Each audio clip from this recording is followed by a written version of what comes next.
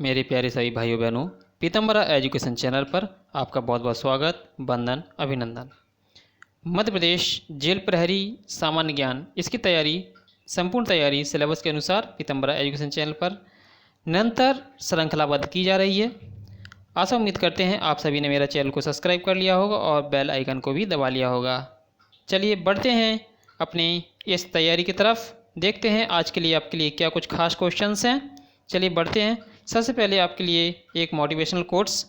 ख्वाहिश भले ही छोटी सी हो लेकिन उसे पूरा करने के लिए दिल जिद्दी सा होना चाहिए। ये बिल्कुल सही बात है। चाहे आप कोई भी हो, काम कुछ छोटा बड़ा नहीं होता है, लेकिन दिल में जिद होना चाहिए कि हाँ मुझे करना है, करना है, करना ही है, मैं करके ही रहूँगा। तो आपको प्रकृति की कोई भी ताकत आपको रोक नहीं सकती है, बल्कि आपका सहयोग, अपने आप मोटिवेशन आपको 2 गुना 10 गुना होता जाएगा और आप निश्चित तौर पर अपनी उस मंजिल को पा ही लोगे जिसके लिए आप निकले हो। चलिए साथियों बढ़ते हैं। आपकी मंजिल की पहली सीढ़ी, आपका पहला पेपर आपका अच्छे से निकल जाए, इसके लिए देखते हैं।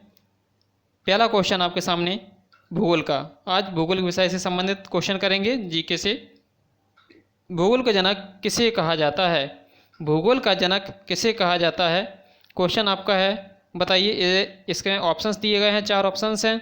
इरेटोस्थनीज, हेरोडोट्स, हिप्पार्कस, इनमें से कोई नहीं। आंसर बताइए। बिल्कुल जिन भाई बहनों को आंसर पहला आ रहा है इरेटोस्थनीज, वो सही बात है। भूगोल का जनक इरेटोस्थनीज को ही कहा जाता है, इन्हें भूगोल का जनक कहा जाता है। अगला क्वेश्चन है, भूगोल के लिए जियोग्राफ का शब्द का प्रयोग सबसे पहले किसने किया? जियोग्राफी का शब्द का प्रयोग सबसे पहले किसने किया? Herodotus, Hecataeus, Hipparchus, Eratosthenes. सही आंसर है इरेटोस्थनीज। इरेटोस्थनीज ने भूगोल के लिए जियोग्राफी का शब्द का प्रयोग सबसे पहले किया था। अगला क्वेश्चन वही चुनिंदा क्वेश्चन लेकर आए हैं जो कि आपके पेपर में पूरी तरह पूछे जाने की संभावना होती है। पीतम्बरा एजुकेशन का ये एम है, ऐसा ध्येय है कि आपको वही सामग्री दी जाए जो कि आने की संभावना सर्वाधिक हो। बताइए, क्वेश्चन पढ़ लिया होगा आप लोगों ने। मानव भूगोल का पिता किसे कहा जाता है?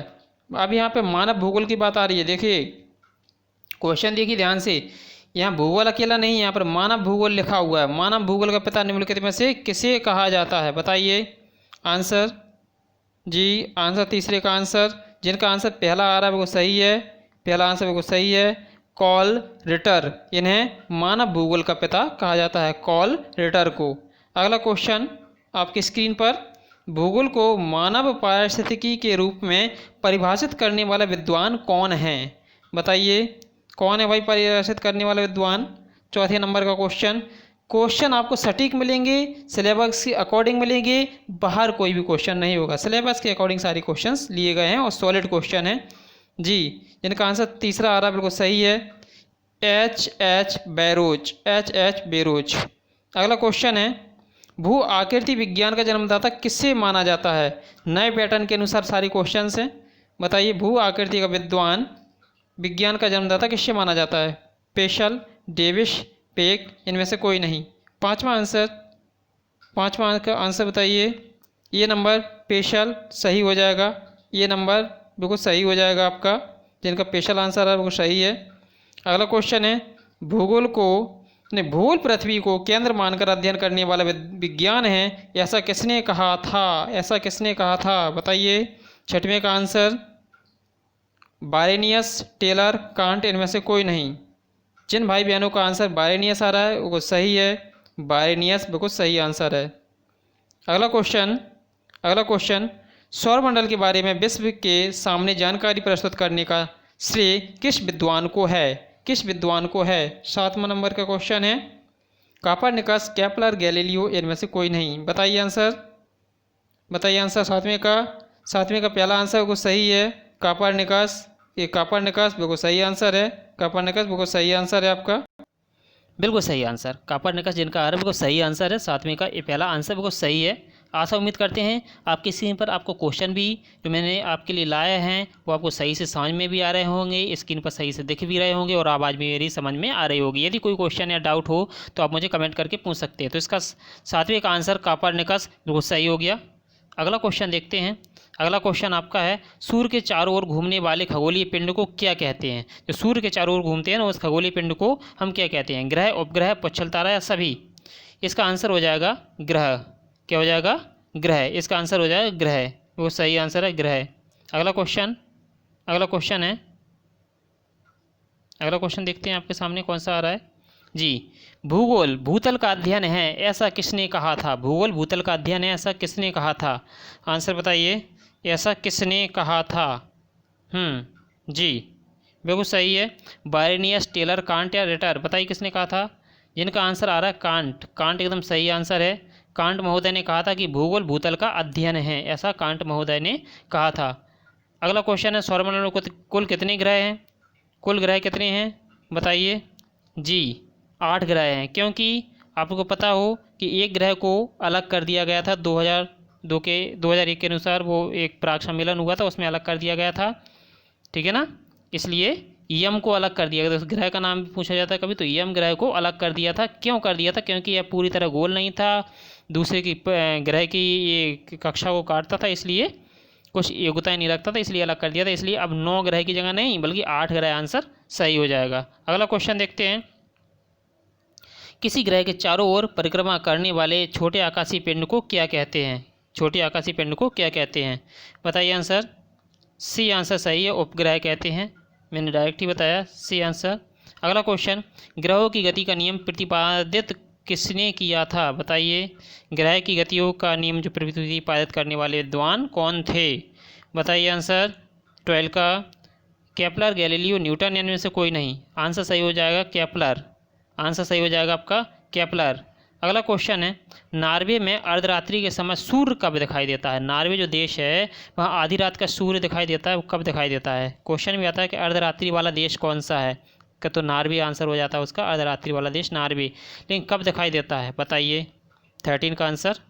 जिनका आंसर बी आ रहा है, यानी 21 जून को नॉर्वे में रात्रि में, अर्धरात्रि में सूर्य दिखाई देता है। ये है आपका 21 जून। सौरमंडल की खोज किसने की? सौरमंडल की खोज किसने की? 14वें नंबर का आंसर बताइए। कोपरनिकस, आर्यभट्ट, कॉलरेटर या केपलर? कौन सा आंसर हो जाएगा इसका? कोपरनिकस। जिनका कोपरनिकस आ रहा है भाइयों बहनों, आपका सही है। यदि कोपरनिकस आपका आंसर आ रहा है तो बिल्कुल सही आंसर है, ठीक है ना। कोपरनिकस एकदम सही आंसर है। अगला क्वेश्चन है, सौरमंडल का जन्मदाता किसे कहा जाता है? सौरमंडल का जन्मदाता किसे कहा जाता है? सौरमंडल का जन्मदाता किसे कहा जाता है? पृथ्वी, शुक्र, शनि, सूर्य? सौरमंडल का जन्मदाता किसे कहा जाता है? 15 का डी बिल्कुल सही है। ये आंसर बिल्कुल सही है, डी नंबर का, यानी सूर्य को हम अपने सौरमंडल का जन्मदाता कहते हैं।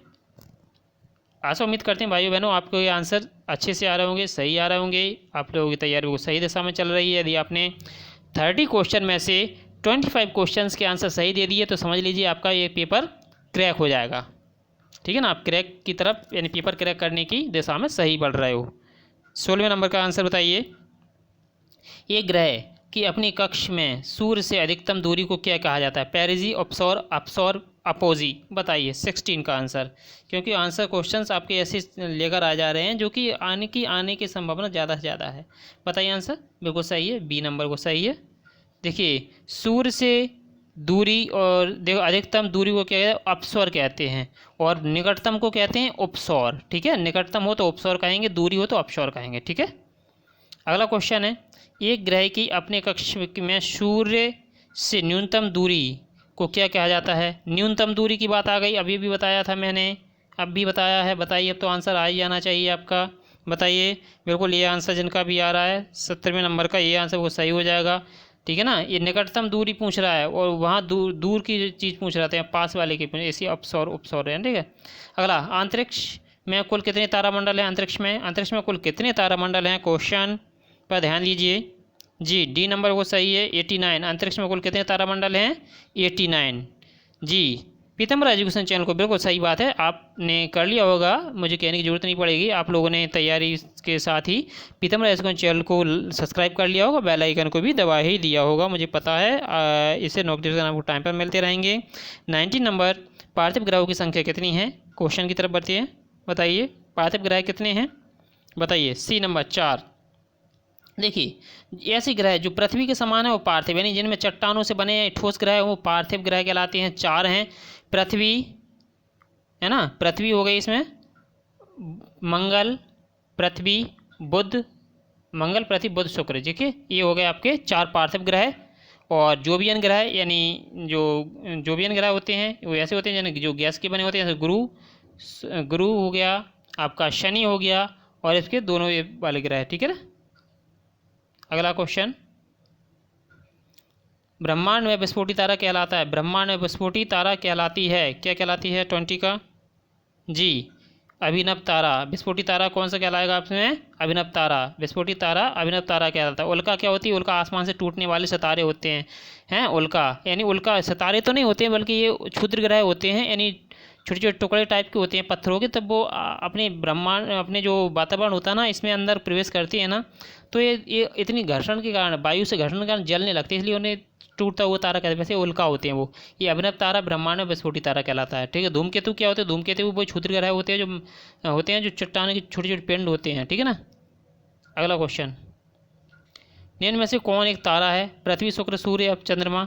देखिए आंसर देखते ही आ जाना चाहिए, ये शुक्र हो जाएगा, सूर्य हो जाएगा इसका आंसर, क्योंकि पृथ्वी तो एक ग्रह है, शुक्र भी ग्रह है, चंद्रमा उपग्रह है, क्योंकि इसके पास खुद का प्रकाश नहीं होता, बल्कि सूर्य एक तारा है, यह गैस से उसे बना हुआ है, ठोस नहीं है ये, ठीक है। और अगला देखते हैं, सूर्य के सबसे दूर ग्रह कौन सा है, सबसे दूर ग्रह बताइए। 23 का आंसर बताइए। सी नंबर वो सही आ रहा है, बिल्कुल सही है आपका, सी वरुण ग्रह सबसे दूर स्थित ग्रह है, वरुण, ठीक है ना। वरुण सबसे दूर स्थित ग्रह है। अगला बताइए, और सबसे पास पूछा जाए तो क्या आंसर है, बुध, ठीक है, सबसे पास बुध, ठीक है, और सबसे दूर वरुण, ठीक है। अगला क्वेश्चन है कौन सा सूर्य ग्रह सूर्य के सबसे निकट यानी पास में, निकट का अर्थात पास में है, बताइए कौन सा, बुध, प्लूटो, बृहस्पति या शुक्र। भी बताया मैंने आंसर, बिल्कुल सही है आंसर आपका, बताया जो मैंने अभी 24 का ये हो जाएगा बुध ग्रह, ठीक है ना। 88 दिन ये पूरी परिक्रमा करने में समय लेता है, सूर्य के चारों तरफ 88 दिन में ये परिक्रमा कर लेता है, ठीक है। अगला देखते हैं, किस ग्रह में चंद्रमा की तरह कलाएँ होती हैं, बताइए किस ग्रह में चंद्रमा की तरह कलाएँ होती हैं। 25 का बिल्कुल सही है, ये होता है आपका बुध में, किसमें, बुध में। वेरी वेरी इंपॉर्टेंट क्वेश्चन है ये, ठीक है ना। ओके अगला क्वेश्चन देखते हैं 26 का। हाँ बिल्कुल, लाइक सब्सक्राइब जरूर कर लीजिए, चैनल को लाइक कर दीजिए और बेल आइकन को दबा दीजिए सब्सक्राइब करके जी। 26 का बताइए। हाँ, बुध सूर्य का एक चक्कर लगाने में कितना समय लेता है, बिल्कुल अब भी बताया थोड़ी देर पहले, 88 डेज, अब नहीं बोलोगे आप, 88 दिन नहीं बोलोगे बुध के लिए, ठीक है ना। अगला क्वेश्चन है, सौरमंडल का अधिकतम तीव्र ग्रह कौन सा है, सबसे तीव्र ग्रह, अत्यधिक तीव्र ग्रह कौन सा है। 27 का डी, बुध। तीव्र ग्रह इसलिए है क्योंकि वो 88 दिन में कोई भी सूर्य की चारों तरफ परिक्रमा नहीं करता है, बल्कि बुध सबसे जल्दी करता है, क्योंकि बुध सूर्य के सबसे पास में है, इसलिए तेज चलने वाला ग्रह कौन सा कहलाएगा, बुध ग्रह, सीधी सी बात। अगला देखते हैं, निम्न में से किस ग्रह को पृथ्वी की बहन कहते हैं, पृथ्वी की बहन। देखिए शनि को नहीं कहते, चंद्रमा को भी नहीं, मंगल को भी नहीं, शुक्र को पृथ्वी की बहन भी कहते हैं, इसे सुंदरता की देवी भी कहते हैं, इसे भोर का तारा भी शुक्र ग्रह को ही कहते हैं। इतने क्वेश्चन इससे बनेंगे आपके। अगला है, 2 ग्रह जिनके उपग्रह नहीं है वो बता दीजिए आप, बहुत ही आसान है, very easy, very very easy, बताइए। 29 का बी नंबर जिनका आ रहा है वो सही है, बुध और शुक्र, इनके कोई भी ग्रह के उपग्रह नहीं हैं, ठीक है ना, इनके कोई भी उपग्रह नहीं हैं। आज का अंतिम क्वेश्चन, किस ग्रह को शाम का तारा कहा जाता है, तो मैंने बताया भी था, भोर का तारा या शाम का तारा या सुंदरता की देवी, है ना, या पृथ्वी की बहन, ये सभी कुछ कहा जाता है शुक्र ग्रह को। आशा उम्मीद करते हैं आपने सारे क्वेश्चंस सॉल्व किए होंगे और आपको ज़्यादा से ज़्यादा क्वेश्चंस के आंसर आ भी गए होंगे। चलिए मिलते हैं अगले वीडियो में, तब तक के लिए पीताम्बरा एजुकेशन चैनल को सब्सक्राइब कर लीजिए और बेल आइकन को दबा लीजिए। तब तक के लिए तैयारी करते रहिए और मिलते हैं अगले वीडियो में। जय हिंद, bye bye, thank you watching for this video.